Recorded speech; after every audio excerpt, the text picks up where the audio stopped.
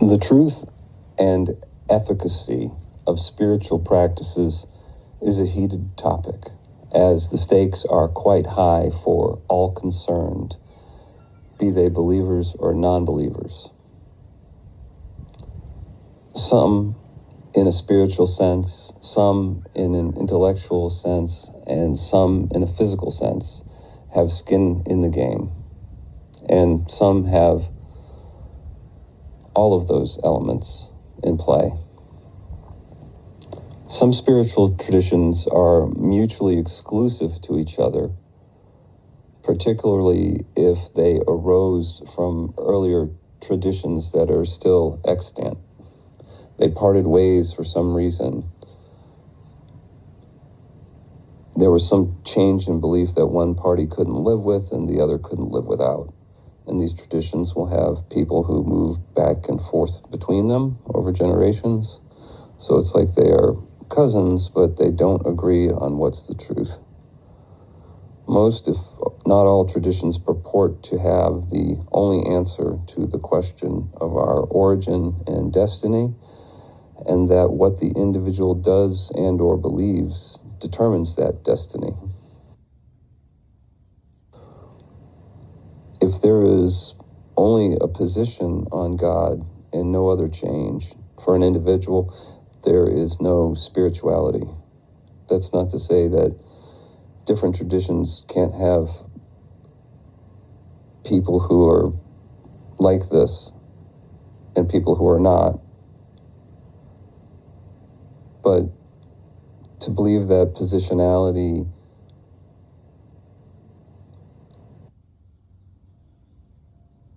precipitates a spiritual transformation, it's like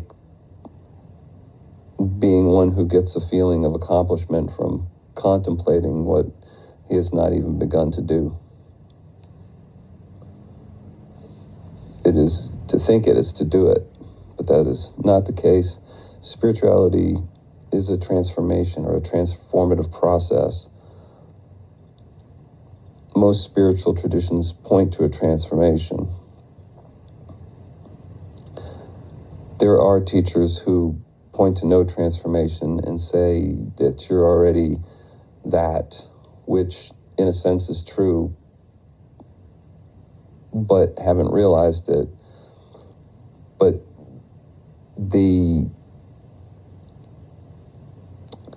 threshold, the crossing of that threshold, of that realization can have phenomenal consequences that shouldn't be glossed over or minimized. So there is such a transformation possible. Most traditions will claim to own the key to that transformation. So the question is one of examples. Do all the spiritual traditions yield individuals who bear the same spiritual fruit? Or are some as whitewashed tombs, appearing the same, but not being the same within? To think the shape of one's mind can precipitate transcendence is to be like one who could stand in a bucket and believe they could pick themselves up by the handle. That's taken from a Winston Churchill quote. His comment was regarding taxing one's way to prosperity.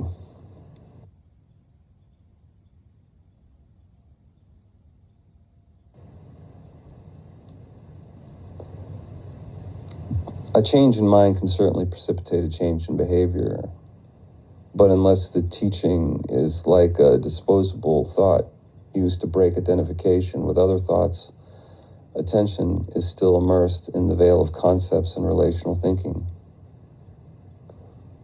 And there is not freedom in that.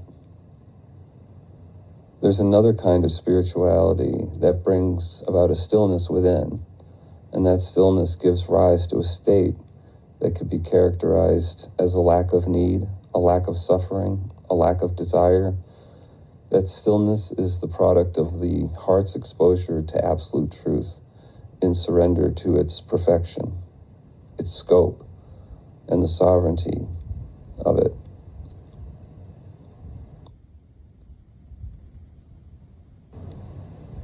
Without the disturbance of self-focus, the moment reveals something about itself as it resonates in the spiritual heart. That interchange that comes from the death of identification with thought and form changes behavior in a way that can very easily align with the outward expressions of the aforementioned types of spiritual traditions. A spiritual tradition that cannot permit non-duality does not permit spirituality.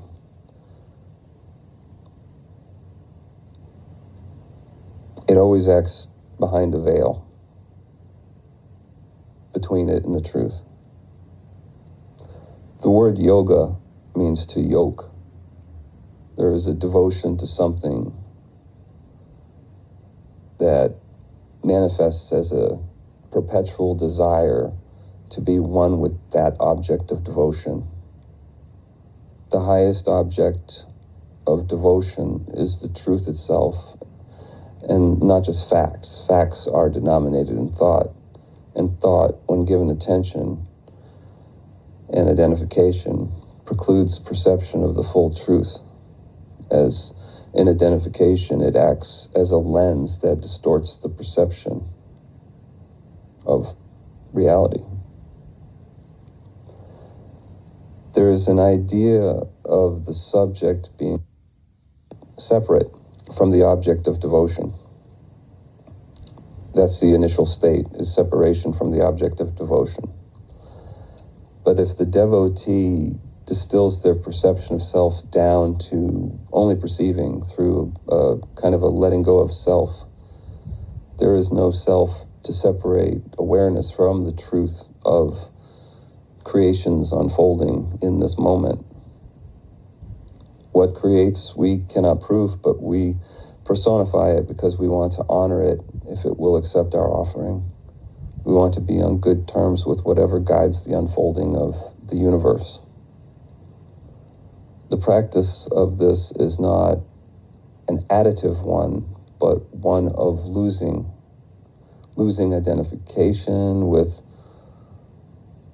one who wants it to be different than it is. What contrasts with the moment appears as a thought. To be identified with these thoughts is to be yoked to what resists what is, what resists the truth. It is only possible within the delusion of separation.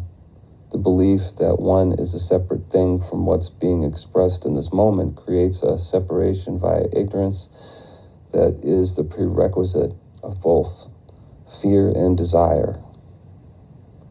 And by fear, it's a fear of concepts, fear of a circumstance, rather than a fear of, imminent physical danger that is an unconscious and automatic response.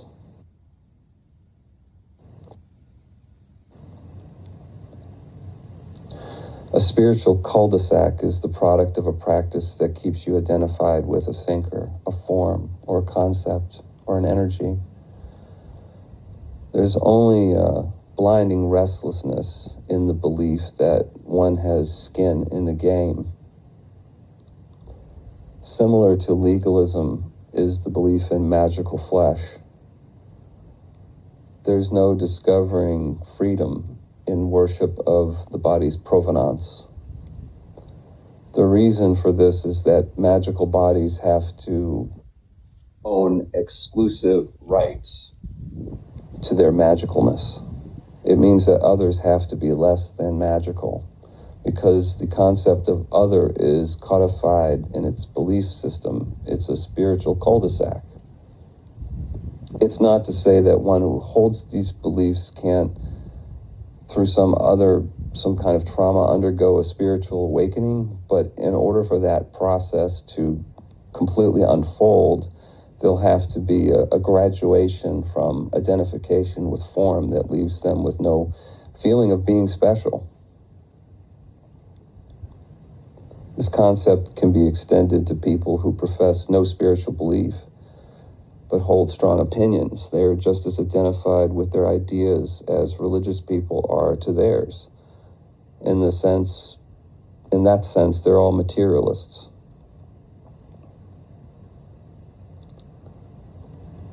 witnessed the willingness of people to kill over differences in ideology.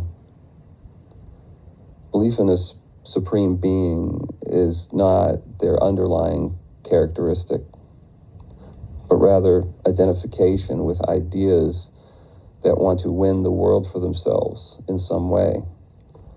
Ideas that want to bend the world to themselves in some way. Human beings have lived in the Hobbesian state longer than not. We are selected for competitiveness. We are expansionist. But history is not uniform with respect to our expression of this tendency. It's always there, but it's just a question of at what scale it will be expressed. In the hunter-gatherer days, it would be like raids on other tribes to kidnap women. Sometimes it would be kill the men and take the women and children. When the needs of Maslow's pyramid have been satisfied, then human beings do things of a discretionary nature. When Europeans came to the Western Hemisphere, they introduced the horse, and the native people who were reintroduced to this animal for the first time in many thousands of years experienced a new kind of prosperity from these elk dogs. They could harvest enough food with their horses to give themselves some more spare time. And that expanded the culture of raiding, or the practice of raiding. When the conditions are right, human beings are looking to expand and raid. In many ways, not just through violence. Exploitation takes on many forms. It's discretionary exploitation. In the absence of desire comes the end of raiding. In the absence of desire comes the end of hating people over their opinions and appearance. Insular beliefs maintain a lack of presence through the delusion of separation. What separates us from others also separates us from the absolute truth, hemming it into the relative via the lens of positionality. The reasons for warfare also differ according to the pyramid of needs. At some point, civilization reached a level of efficiency that we could afford to start killing each other over ideas. Religion was probably the first such example, but ideology is the next evolution of it. This isn't to say we didn't kill each other just for resources and mates, but now killing over ideas. That's a product of prosperity.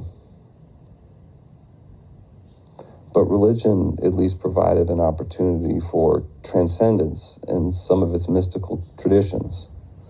But believing in transcendence within ideology is, again, like standing in a bucket and thinking you'll be able to pick yourself up by the handle eventually.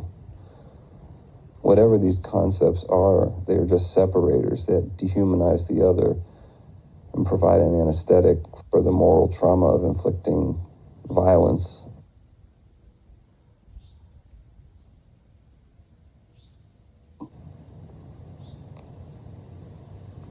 Human beings will stand within these war-making concepts